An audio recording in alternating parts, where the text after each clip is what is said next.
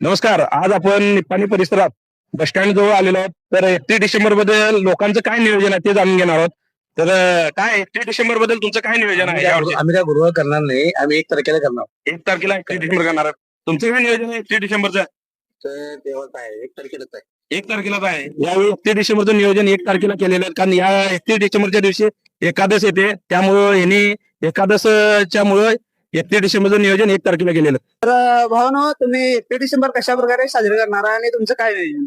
आमचं नियोजन काय नाही. आम्ही 31 डिसेंबरला साजरं करत नाही. 31 डिसेंबर आम्ही गुढीपाडव्याला साजरं करतो नवीन वर्ष.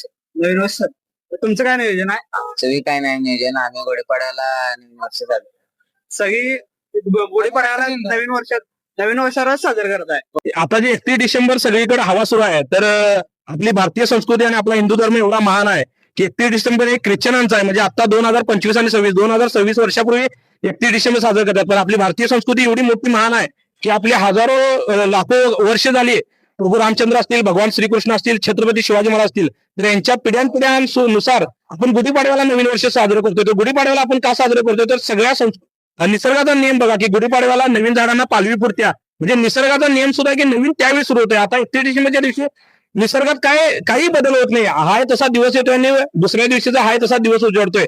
काही लोक दारू पिऊन गटारीत पडतात आणि त्यांचं 1 जानेवारी नवीन वर्ष गटारीतनं सुरुवात होतोय.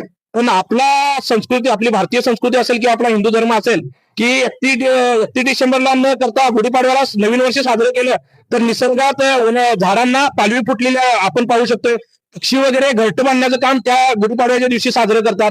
किंवा आपली एकंदरीत महान संस्कृती अशा पद्धतीची की घरी गोडधोड आपण जेवण करून देव धर्माचं पूजा अर्चा करून आपण नवीन वर्ष साजरं करतोय. तर आपण निपाणी परिसरातील सर्व तरुण बांधवांना आणि हिंदू बांधवांना आव्हान करतोय की एक दिवसात इंग्रजावरून आपण चालणार नाही. तर आपली हिंदू संस्कृती आपण जपूया. एक दिवसाचं धर्मांतर नाही, राष्ट्रांतर होईल. तर आपण आपला धर्म आणि आपल्या राष्ट्र रक्षणासाठी आपण कट्टर धर्माचं रक्षण करूया आणि आपल्या धर्माची जाणून घेऊया.